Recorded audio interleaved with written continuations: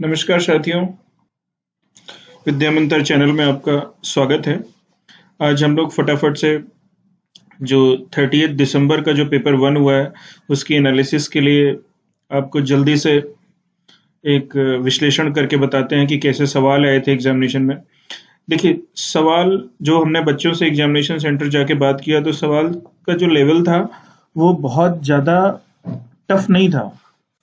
Question moderate आए हुए थे जो बच्चों ने बताया, लेकिन आप लोगों को क्या है, अपनी तरफ से पूरी कोशिश करके जाना है। ठीक है, तो पहला सवाल जो उन्होंने पूछा था कि अदिति ने अनुभव किया कि वर्ग एक समचतुर्भुज और एक आयत दोनों ही है, यह वैन हिले के मानस चिंतन में कौन से चरण पे है।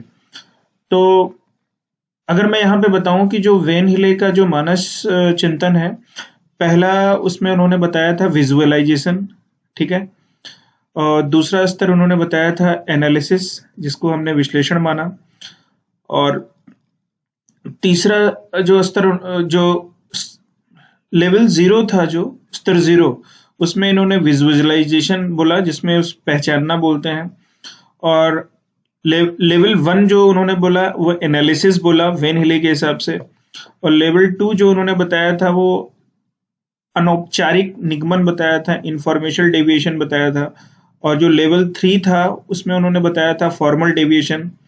और जो लेवल 4 था उसमें बताया था दृढ़ता, रिगर, जिसके बारे में। तो जो अदिति है उसने क्या किया कि आकृतियों को एक ही माना, अनुभव किया कि समचतुर्भुज और एक आयत दोनों ही। उन्होंने मतलब क्या किया, एक जस्ट कंपैरिजन किया। तो मेरे हिसाब से जो अदिति है वो कहाँ पे है, स्तर 2, किस लेवल पे है, स्टेज 2 पे है, यहाँ पे। क्योंकि यहाँ पे क्या है कि बच्चे न केवल किसी आकृति की अन्य विशेषताओं के बारे में सोच सकते हैं, बल्कि विभिन्न आकृतियों के मध्य संबंध स्थापित करने लगते हैं। वे परिभाषाओं का निर्माण और अनौपचारिक तर्क भी करना आरंभ कर देते हैं। तो अनौपचारिक निगमन, ठीक है, यहाँ पे इंफॉर्मेशन डेविएशन जो था, ठीक है, ये लेवल 2 था, और यहाँ पे वो संबंध स्थापित करते हैं। तो अगर मैं बात करूं कि जो अदिति ने अनुभव किया वो क्या किया, वेन हिले के हिसाब से लेवल 2 की बात करते थे। ठीक है, अगले सवाल पे चलते हैं। अगला सवाल ये पूछा उन्होंने कि विटामिन ए मुख्यतः किसमें पाया जाता है। तो यहाँ पे बच्चों ने एग्जैक्ट ऑप्शन नहीं बताया था कि कौन कौन सा ऑप्शन उन्होंने दिया हुआ है। तो देखिए, विटामिन ए के विभिन्न स्रोत क्या हैं, जिसमें पौधे आधारित प्लांट बेस्ड, पशु आधारित स्रोत शामिल होते हैं। Vitamin A cod liver oil, अंडे, फोर्टिफाइड अनाज, हरी पत्तेदार सब्जियों, नारंगी, पीली सब्जियों, गाजर और फलों में पाया जाता है। तो एग्जामिनेशन में जो क्वेश्चन शुरू में क्या पूछा उन्होंने, विटामिन सी पूछा, और एनीमिया की कमी से होने वाले रोग पूछा। एक सवाल में उन्होंने विटामिन बी पूछा सॉरी, और इस तरीके से क्वेश्चन पूछ रहे हैं। तो विटामिन ए का जो ऑप्शन आया था उसमें आप जो भी ऑप्शंस दिया होगा, अगर उन्होंने 4 चीजें दी होंगी तो उसके हिसाब से आप उसका जो ऑप्शंस देंगे। तो विटामिन के क्वेश्चन जरूर पूछे जा रहे हैं, आप लोग देख लीजिएगा। पेपर में वेरिएशन देखा जा रहा है। शुरुआत में जो वेरिएशन देखा गया उसके बाद अब पूछा गया, जैसे एनईपी 2020 से कई सवाल पूछे गए। 5 सवाल सीधे आए थे एनईपी 2020 से। स्किनर से कई सारे सवाल पूछे गए, स्किनर ने जो थ्योरी दी थी उससे कई सारे सवाल पूछे गए। ठीक है, जैसे सवाल उन्होंने पूछा कि बहुबुद्धि का सिद्धांत किसने दिया, मतलब नेम पे कई सारे सवाल आए थे कि ये सिद्धांत किसने दिया, ये सिद्धांत किसने दिया, इसके बारे में किस तरीके से बात की।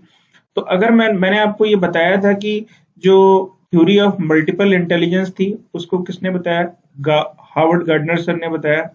उन्होंने बताया था लोगों, मतलब बच्चों की, उनकी विभिन्न प्रकार की प्रतिभाओं पे उन्होंने अध्ययन किया। उन्होंने बताया भाषाई, स्थानिक, दैहिक, इंद्रियगत, अंतर्व्यक्तित्व, अंतःव्यक्तित्व, सांगीतिक, तार्किक, गणितीय के बारे में हावर्ड गार्डनर ने एक मनोवैज्ञानिक सिद्धांत दिया, जिसे उन्होंने 1983 में पब्लिश किया था 1983 में, और जिसको कहा गया था कि बहुबुद्धि का सिद्धांत। ठीक है, हावर्ड गार्डनर के बहुबुद्धि का सिद्धांत। हर एग्जाम में 2 सवाल यहाँ से जरूर आ रहे हैं, तो आप लोग इसको अच्छे तरीके से पढ़ के जाइएगा। डिफरेंट डिफरेंट क्वेश्चन जो हमने प्रीवियस क्लासेस में कराए हैं वो भी अच्छे तरीके से करके जाइएगा, ठीक है।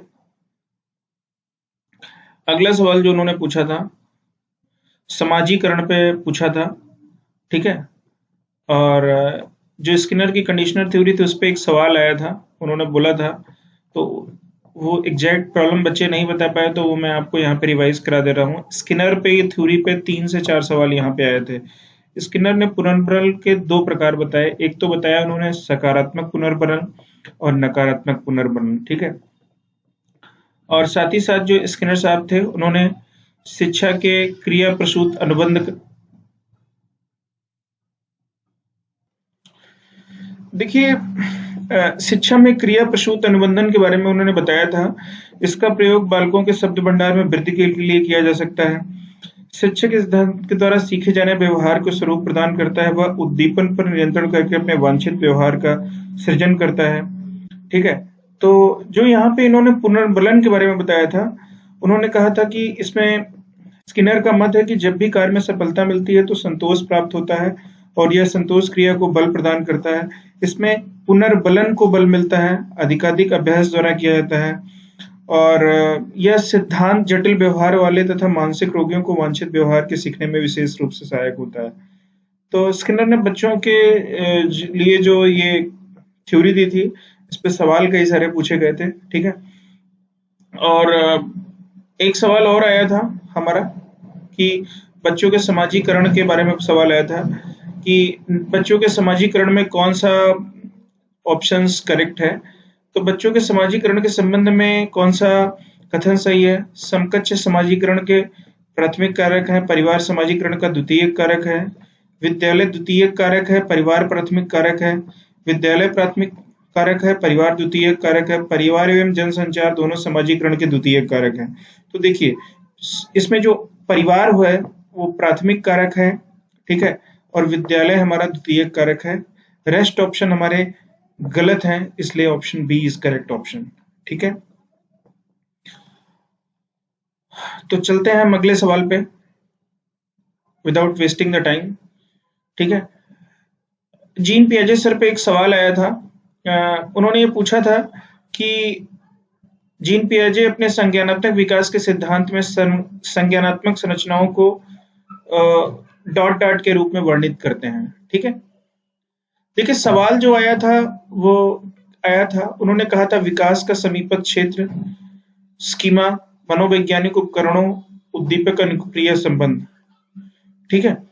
तो अगर मैं बात करूं इस चीज की, तो जो जीन पियाजे सर का जो सवाल था, उन्होंने कहा था कि जीन पियाजे ने किस चीज का यूज किया था। तो जीन पियाजे ने अपने संज्ञानात्मक विकास के क्षेत्र में उन्होंने बताया था संज्ञानात्मक संरचनाओं को स्कीमा, जिसको हम लोग मनोबंध बोलते हैं, स्कीमास के रूप में वर्णन किया था। उन्होंने कहा था कि स्कीमा एक मानसिक चित्रण है जिसका सामान्यीकरण किया जाता है। उदाहरण के लिए उन्होंने कहा था मोर शब्द कहने पर मस्तिष्क में मोर की छवि बनती है। जैसे मैं मोर की बात करता हूं तो मोर शब्द कहने पर मस्तिष्क में मोर की छवि बनती है। ऐसा इसलिए क्योंकि हमारे मस्तिष्क में मोर का स्कीमा बना हुआ है कि मोर इस प्रकार का होता है, उसकी बनावट इस प्रकार की होती है, वह इस प्रकार बोलता है। तो जीन पियाजे ने बताया कि बच्चे पहले अपने दिमाग में स्कीमा बना लेते हैं और स्कीमा के आधार पर उनको सीखने में मदद मिलती है। तो इसका जो आंसर था वो ये था, ठीक है। अगले सवाल पे चलते हैं हम।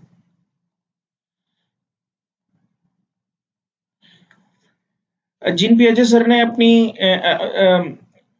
जीन पियाजे से कई सवाल आए थे, तो आप लोग अच्छे से जीन पियाजे सर की जो थ्योरी है उसको अच्छे से पढ़ के जाइएगा। अगला सवाल उन्होंने पूछा था शिक्षा का अधिकार नियम 2009 में उल्लेख की गई समावेशी शिक्षा इंक्लूसिव एजुकेशन की अवधारणा निम्नलिखित से किस पर आधारित है, ठीक है, किस पर आधारित है। तो अगर मैं इस बारे में बात करूं जिसमें उन्होंने ये कहा कि व्यवहारिक सिद्धांत पर आधारित है, अशक्त बच्चों के प्रति एक सहानुभूतिक आवृत्ति है, ठीक है, आधिकारिक आधारित मानववादी परिप्रेक्ष्य है, मुख्यतः व्यावसायिक शिक्षा उपलब्ध करा करके अशक्त बच्चों को मुख्य धारा में शामिल करना है।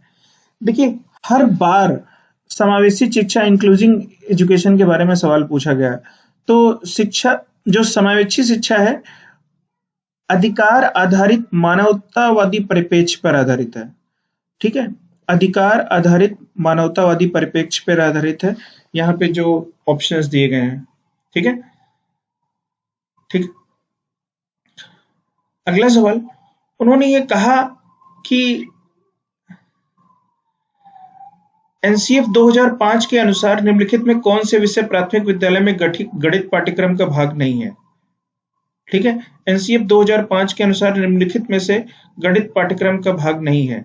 तो देखिए, उन्होंने कहा चॉपर, टाइलिंग, समसिटी, सममिति, प्रतिरूप और अनुपात।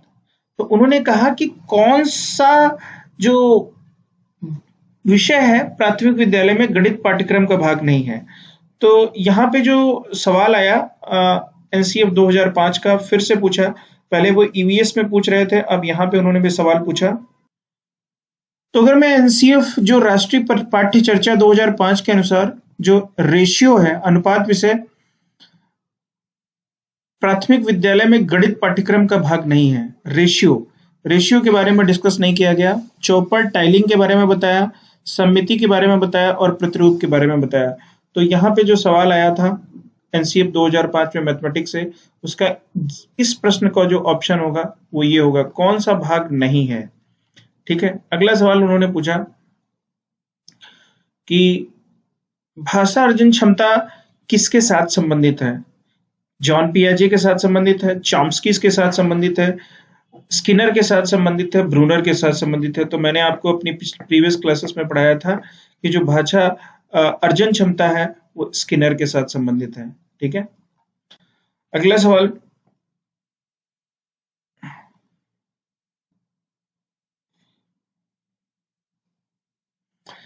देखिए हिंदी में पैसेज जो आया था वो 10 प्रश्न आए थे, 2 पैसेज आए थे। हाथियों के बारे में वो पैसेज के बारे में बताया गया था।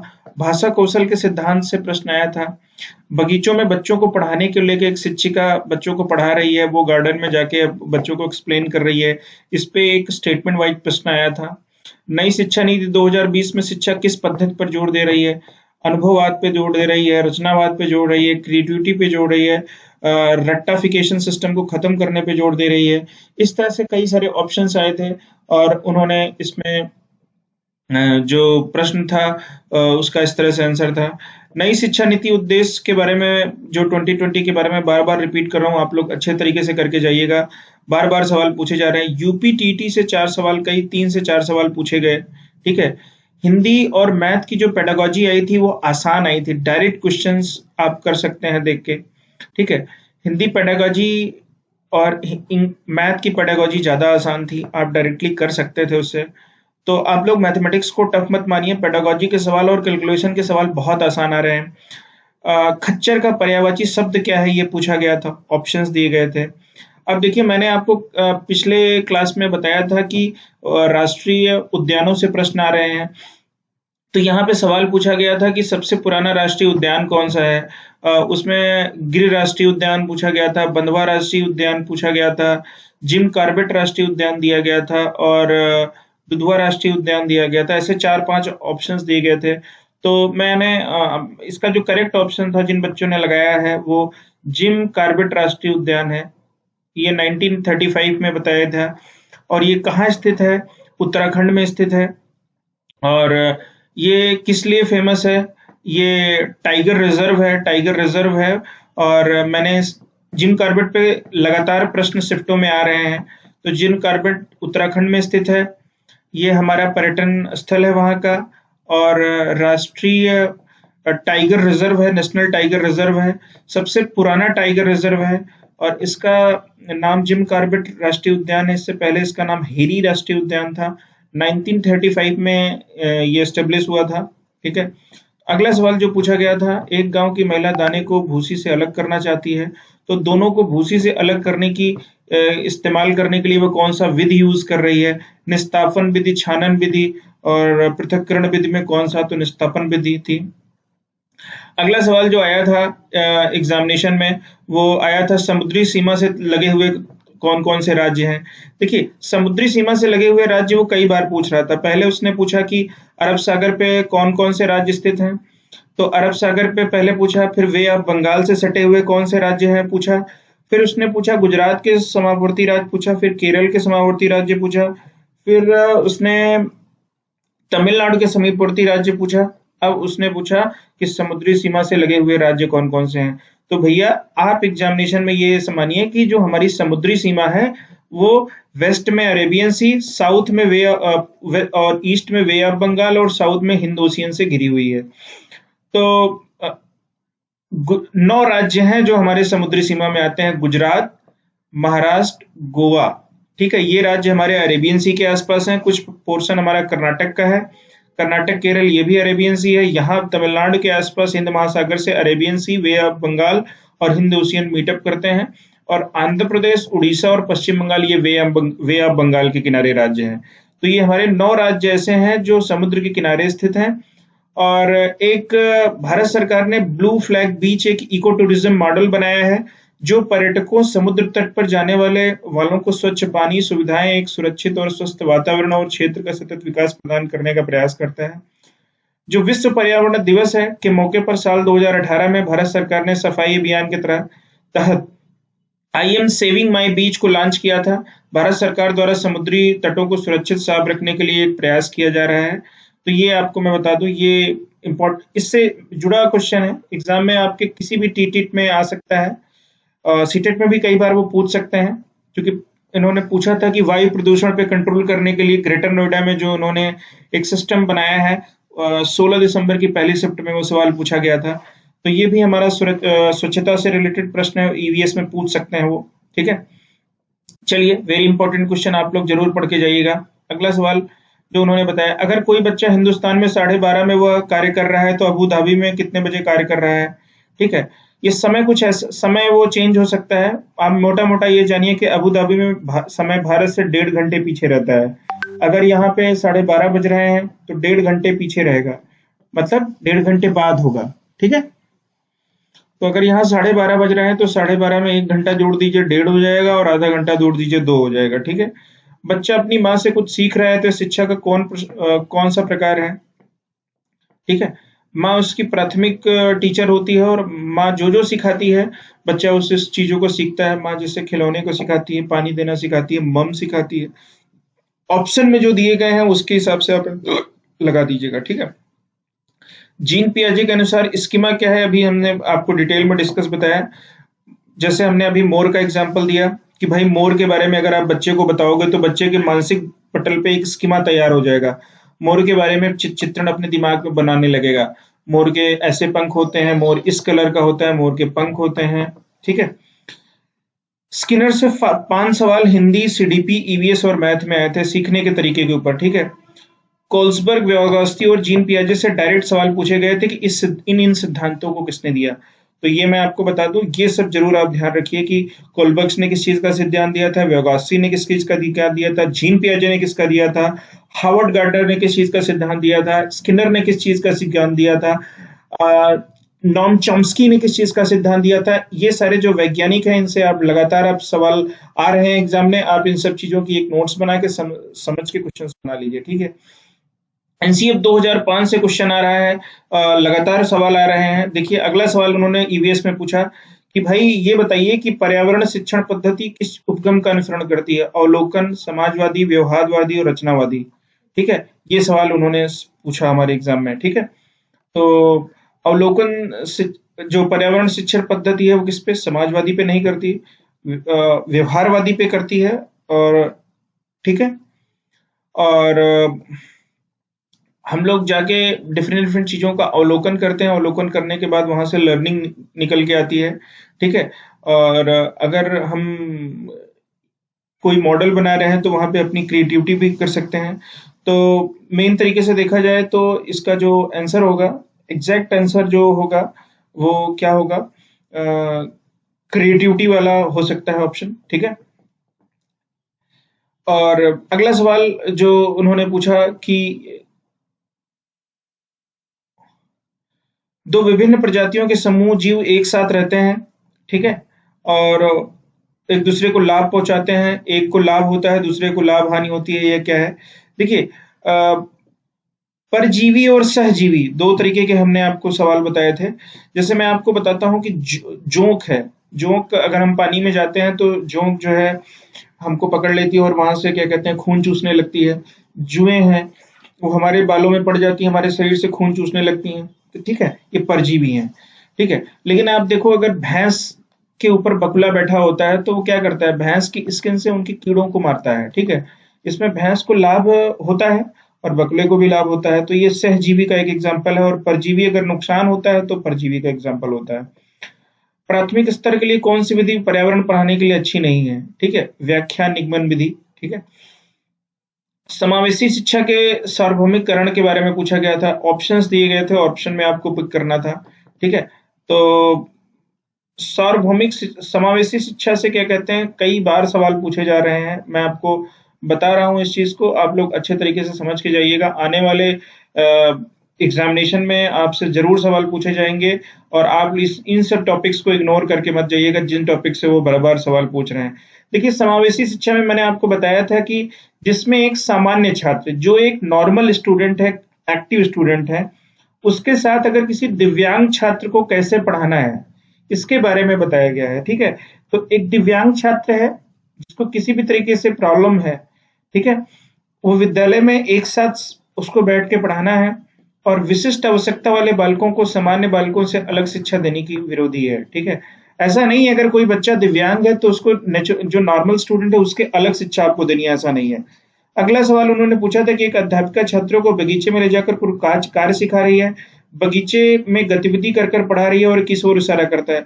बहुत एक्सप्लेनेशन मेथड से वो पढ़ा रही है, क्रिएटिविटी करके बता रही है, इंटीग्रेटेड क्लास में बता रही है कि वो बाग में ले जा रही है, वहां पे जलाशय है, नदी है, रिवर्स है, सारे पेड़ पौधे हैं, तो इंटीग्रेटेड सिस्टम तरीके से पढ़ा रही है। ठीक है, और 12.5 और 1.2 को गुणा करने की सबसे अच्छी विधि कौन सी मानी जाएगी? ग्राफ मेथड से आप बताइए। ठीक है, एडीएसडी के बारे में सवाल पूछा गया था भाई, attention deficit hyper activity disorder. हमने आपसे सवाल कई बार बता चुका है कि भाई ये एक अटेंशन से डिफिसिट हाइपर एक्टिविटी डिसऑर्डर है। हमने पूरा वीडियो अपने प्लेलिस्ट में डाला हुआ है, आप लोग अच्छे तरीके से जाके देख लीजिए। और एडीएसडी से सवाल हर बार हर शिफ्ट में वो पूछ रहे हैं, लगातार पूछे जा रहे हैं। ठीक है, तो एडीएसडी एक बिहेवियरल प्रॉब्लम है, और इनको डायग्नोस करने के लिए आप क्या कर सकते हैं, मोर देन 6 मंथ, मतलब 6 महीने से ज्यादा लग सकते हैं। स्कूल में बच्चे को कार्य करते समय और कोई क्रिएटिविटी अगर कर रहे हैं तो वहां बच्चे को क्या कहते हैं आप देख सकते हैं। बच्चे की स्कूल में परफॉर्मेंस देख सकते हैं।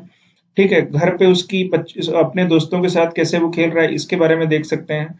यहाँ से उसके सिम्टम्स का आपको आइडिया लग जाएगा। देखिए, अगला सवाल अगला सवाल जो पूछा उन्होंने कि पर्यावरण में एकीकृत प्रकृति के बारे में व्यवस्थित की सामाजिक प्रक्रिया पर एक प्रश्न आया था।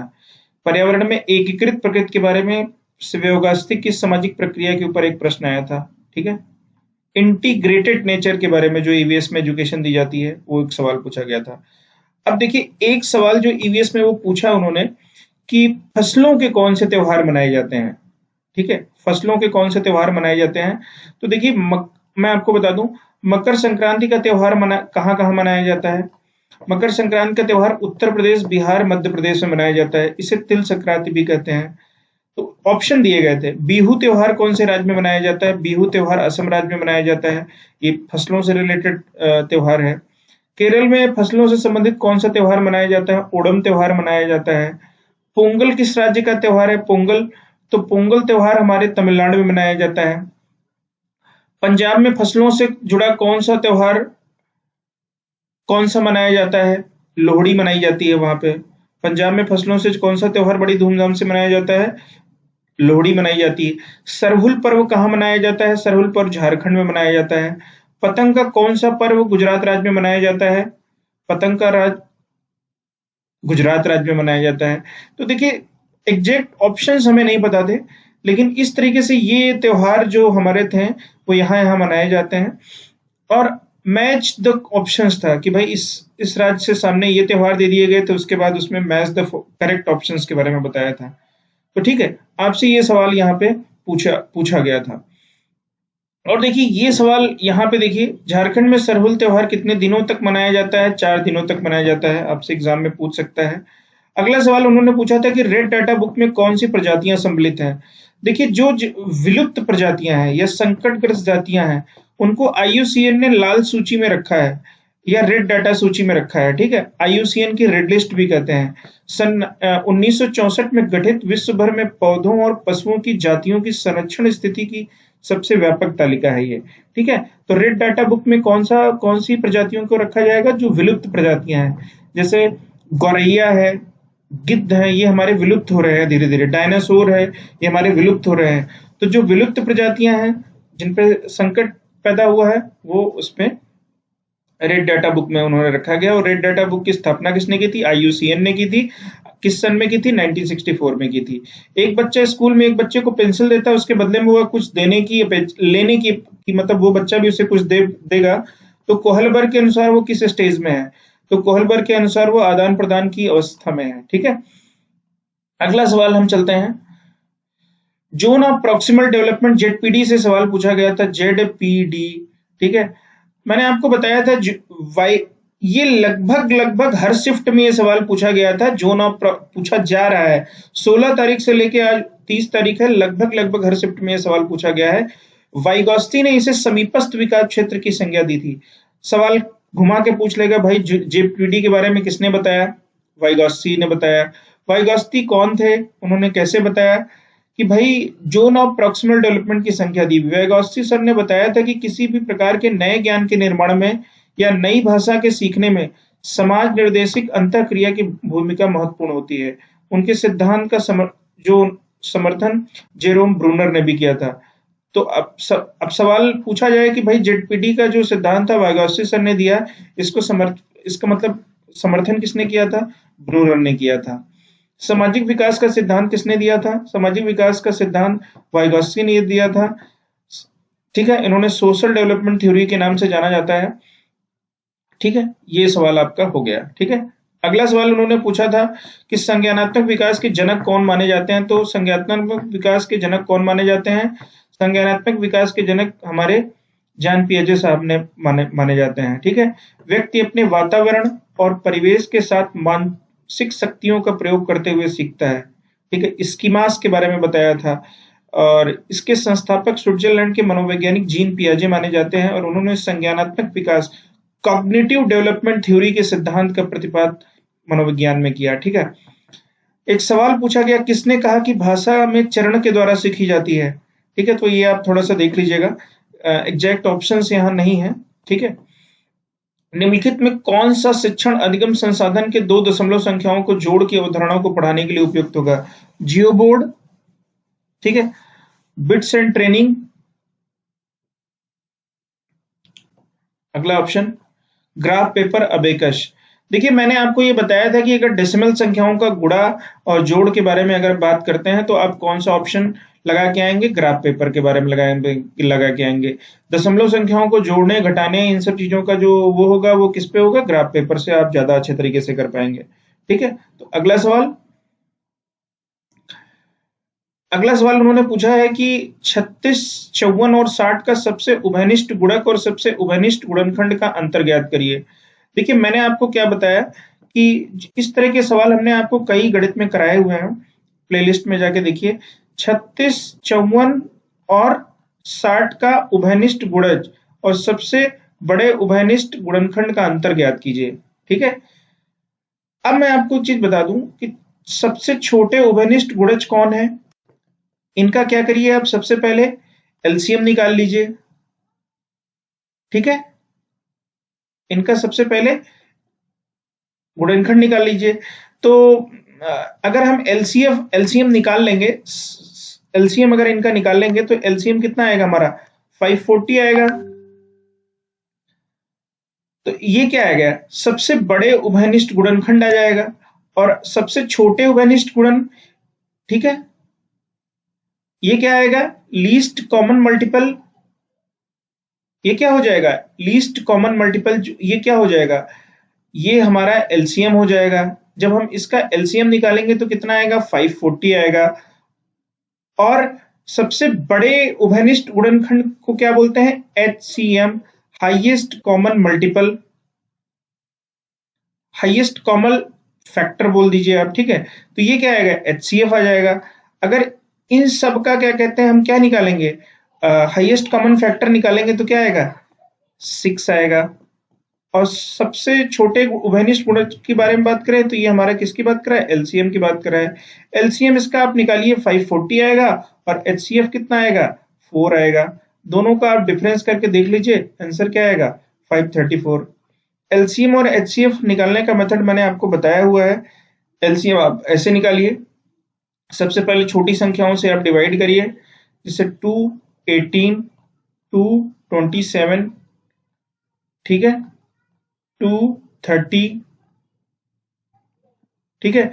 फिर ये किससे कटेगा, फिर ये 2 से अभी एक बार और कटेगा, 2 9 जा 18, 2 27 नहीं कटेगा, 2 15 जा इतना, फिर 3 से ऐसे डिलीट करिए, जैसे 2 से एक बार हम और करते हैं इसको, ठीक है, 2 9 जा 18, 2 27 जा एंड 2 15 जा, ठीक है। उसके बाद ऐसे 3 से हम इसको डिवाइड करेंगे, उसके बाद जो भी यहाँ पे ये वाले फैक्टर आएंगे उनको मल्टीप्लाई कर देंगे तो क्या आंसर आएगा, 540 आएगा। उसके बाद इनका सबका हाईएस्ट कॉमन मल्टीपल निकाल लेंगे तो 6 आएगा, और दोनों को डिफरेंस कर देंगे तो हमारा आंसर आ जाएगा। तो इस तरीके से भी सवाल आ रहे हैं, आप इनको गलत करके मत आइएगा, बहुत ही आसान सवाल ही आ रहे हैं, ठीक है। अब देखिए सवाल क्या आया, सवाल पूछा गया कि लड़कों की एक निश्चित संख्या में राहुल बाएं छोर से तीसरे स्थान पर है, ठीक है। ध्यान से देखिएगा, अगर मैं इस तरीके से बात करूं, लड़कों की एक निश्चित संख्या में राहुल बाएं छोर से तीसरे स्थान पर है, ठीक है, फर्स्ट, सेकंड, थर्ड। दाएं छोर से 17वें स्थान पे है, ठीक है, दाएं छोर से 17, यहां से तीसरे स्थान पे है, और दाएं छोर से यहां से देखा जाए 1 2 3 4 5 6 कितने स्थान पे है, 17वें स्थान पे है, ठीक है।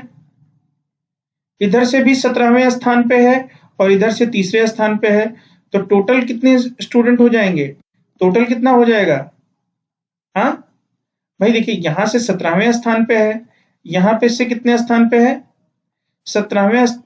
देखिए बाएं छोर से तीसरे स्थान पर है, दाहिने छोर से 17वें स्थान पे है, तो यहां से कितने बच्चे आ गए, 17 बच्चे यहां हो गए और 2 बच्चे यहां और हो गए, तो 9 बच्चे हो गए। कितने, 17 धन 2 19 बच्चे हो गए। ध्यान रखिए, इधर से तो वो तीसरे स्थान पर है, 1 2 3, इधर से वो 17वें स्थान पर है, और 17वां यहां तक, अगर मैं यहां से यहां तक की बात करूं तो कितने बच्चे हो गए, 17 बच्चे हो गए। 2 बच्चे फालतू बचे जो बाएं छोर से हैं, तो कितने बच्चे हो गए, 19 बच्चे हो गए, ठीक है। अगला सवाल बहुत आसान सवाल है, इसको आप लॉजिक्स तरीके से करिए, इसमें पेन पेंसिल उठाने की जरूरत नहीं है, ठीक है। अगला सवाल पूछा गया उन्होंने, अगला सवाल उन्होंने दिया कि 1/4 विद्यार्थी साइकिल से, 1/5 विद्यार्थी बस से, 1/3 विद्यार्थी स्कूटर से विद्यालय जाते हैं, शेष 13 विद्यार्थी अन्य साधनों से जाते हैं, ज्ञात कीजिए कितने विद्यार्थी बस से जाते हैं, ठीक है। अब देखिए इस सवाल को करने का जो तरीका है वो मैं आपको बताता हूं कि 1/4, 1/5 और 1/4, 1/5, ठीक है, और 1/3 इतने विद्यार्थी हमारे साइकिल से जाते हैं, बस से जाते हैं और स्कूटर से जाते हैं। तो हमने अपने तरफ से मान लिया कि भाई देखिए कितने, अगर मैं 4 5 और 3 एक ऐसी संख्या मान लूं जो तीनों से डिवाइड हो जाए, तो 4 पंचे 20, 3 60, ये मैं मान सकता हूं कि 60 वो संख्या है जिससे जो टोटल विद्यार्थी हैं, ठीक है। मैं अपने तरफ से मान लूं कि 60 वो संख्या है जिसके टोटल विद्यार्थी हैं, ठीक है। तो अभी मैं आपको देखिए कैसे सवाल समझाता हूं, ठीक है। 1/4, 1/5, 1/3 ये टोटल है, और इसमें 1/4, 1/3 और ये इतने विद्यार्थी हमारे साइकिल, बस और स्कूटर से जाते हैं, ठीक है। और इसका हमने एलसीएम ले लिया 453 का, तो हमें पता चल गया कि वो 60 है और उतने विद्यार्थी हमारे जाते हैं। तो अगर मैं देखूं, ध्यान से देखो, तो शेष 13 विद्यार्थी अन्य साधनों से जाते हैं। तो इन्होंने ये नहीं बताया कि शेष 13 विद्यार्थी अन्य साधनों से जाते हैं, उन्होंने ये बताया कि अन्य साधनों से जाते हैं। अब ये बोल रहा है कि बस से स्कूल कितने लोग जाते हैं, तो भाई बस से कितने स्कूल जाते हैं, 1/5 विद्यार्थी। तो 60 का 1/5 अगर मैं कर दूं तो कितने विद्यार्थी हो जाएंगे, 20 हो जाएंगे। तो 20 विद्यार्थी हमारे किससे जाते हैं, बस से स्कूल जाते हैं। अगर 1/3 स्टूडेंट कर लिया जाए तो किससे जाते हैं, 20 विद्यार्थी हमारे बस से, 12 विद्यार्थी। अगर 60 का 1/5 किया जाए तो किससे जाएंगे, 5 12। ठीक है, ये ऑप्शन नहीं होगा। और स्कूटर से कितने लोग जा रहे हैं, 1/3 जा रहे हैं, 20 जा रहे हैं, और 10 1/4 1/4 15 स्टूडेंट हमारे इससे जा रहे हैं। ठीक है, तो देखिए कितने जा रहे हैं, 20 तो हमारे जा रहे हैं स्कूटर से, 1/5 जो हमारे जा रहे हैं, 1/5 मीन्स 12 हमारे स्टूडेंट जा रहे हैं हमारे किस चीज से, बस से, और 15 हमारे जा रहे हैं किससे, साइकिल से। तो 20 10 30 5 35, 35 12 37। ठीक है, और 13 विद्यार्थी अन्य साधनों से जाते हैं। तो 13 विद्यार्थी किससे जा रहे हैं, अन्य साधनों से जा रहे हैं। टोटल कितना हो गया, 60। तो जब कभी रेशियो में सवाल दिया जाए कि 1/4 1/5 1/3, तो आपको कैसे करना है, ऐसे कर लेना है। इसका दूसरा तरीका आप कैसे कर सकते हैं कि भाई 1 माइनस समथिंग, 1/4 1/5 1/3, 1/4 1/5 1/3 ये कर लीजिए, और 1 से सब्सट्रैक्ट कर लीजिए, जो आए उसको 13 के बराबर कर दीजिए। ठीक है, 13 के बराबर कर दीजिए, आपको सवाल मिल जाएगा कि भाई इतने विद्यार्थी इससे जाते हैं, उससे आप कर लेंगे। ठीक है, क्या करना है, ऐसे आपको करना है जैसे मैंने आपको बताया। अबू धाबी में समय 12 से 1.5 घंटे पीछे रहता है, ये सवाल आपके एग्जाम में पूछा गया। ठीक है, अगले सवाल पे चलते हैं। देखिए ऐसा सवाल आया, सवाल देखिए कैसा आया कि 1 किलो आलू 20 रुपए, 500 ग्राम टमाटर 20 रुपए, 250 ग्राम प्याज 12.5 रुपए। तो एक आदमी, एक जो मतलब बालक है, वो 2 किलो आलू लेता है, 1 किलो टमाटर लेता है, 750 ग्राम प्याज खरीदने के बाद आवश्यक 25 पैसे के सिक्कों की संख्या ज्ञात कीजिए। अब देखिए, अब मैं आपको चीज बताता हूं, ध्यान से देखिए कि कौन सी चीज कितनी लेता है उसको पैसे में आप निकाल लीजिए। अगर मैं 2 किलो आलू की बात करता हूं तो उसने 40 रुपए की आलू ली। ठीक, आलू 40 रुपए की ली। 1 किलो टमाटर लिया, आधा किलो टमाटर का रेट 20 रुपए, तो 1 किलो टमाटर का रेट 40 रुपए टमाटर हो गया। 750 ग्राम पे कितना लिया उसने, प्याज लिया। ठीक है, साढ़े एक पाव प्याज का रेट 12.5 रुपए है। तो अगर 3 पाव प्याज की बात करूं मैं तो कितना हो जाएगा, 12 तिहाई 36, 5 तिहाई 15, 36 और 5 5 5, 1.5 रुपए और 37 रुपए 50 पैसे। ठीक, ठीक है, 37 रुपए 50 पैसे। अगर मैं इसको ऐड कर लूं, 7 4 4 8 3 11, ठीक है, ये देखिए, और ये 50 पैसे और। अब 1 रुपए में 4 25 पैसे के सिक्के आएंगे। तो 117 की अगर मैं बात करूं तो कितना आएगा, 117 को 4 से मल्टीप्लाई कर दिया जाए तो कितना आएगा, 468। और ये दो, एक 50 पैसे और है, एक 50 पैसे में कितने 25 पैसे के सिक्के आएंगे, दो आएंगे। तो कितना हो गया, 468 + 2 दैट इज 470। ठीक है, ये सवाल आपके आया। तो ऐसे सवालों को आप देख के घबराइए मत, कैलकुलेशन के सवाल हैं, आसानी से आप कर लेंगे इसको। ठीक है, अगला सवाल जो पूछा गया उन्होंने, नई एजुकेशन पॉलिसी पे सवाल आया। नई एजुकेशन पॉलिसी के अनुसार बच्चों को पढ़ाने का सही तरीका क्या, किस आधारित पढ़ाना चाहिए। देखिए, नई एजुकेशन पॉलिसी के बारे में मैंने आपको बताया था, रचनावाद और व्यवहारवाद पर आधारित था। भारत सरकार ने इसको 29 जुलाई 2020 को घोषित किया। इसमें के कस्तूरी रंजन की अध्यक्षता वाली समिति पे बताया गया, 10+2 के आधार की जगह 5+3+3+4 शामिल किया गया। और इन्होंने बताया कि 3 साल के पहले जहां सरकारी स्कूल 1 से शुरू होती है, 3 साल के बच्चे प्री प्राइमरी के बाद कक्षा 1 से शुरू होगी। कक्षा 3 से 5 3 साल शामिल है। इसके बाद 3 साल का मिडिल स्टेज आएगा, 6 से 8 ठीक है। और चौथी स्टेज में 9वीं से 12वीं तक आएगा। और पहले जहां 11वीं कक्षा का विषय चुनने की आ जाती थी, अब 9वीं कक्षा से रहेगी। शिक्षण के माध्यम के रूप में 1ली से 5वीं तक मातृभाषा का इस्तेमाल किया जाएगा।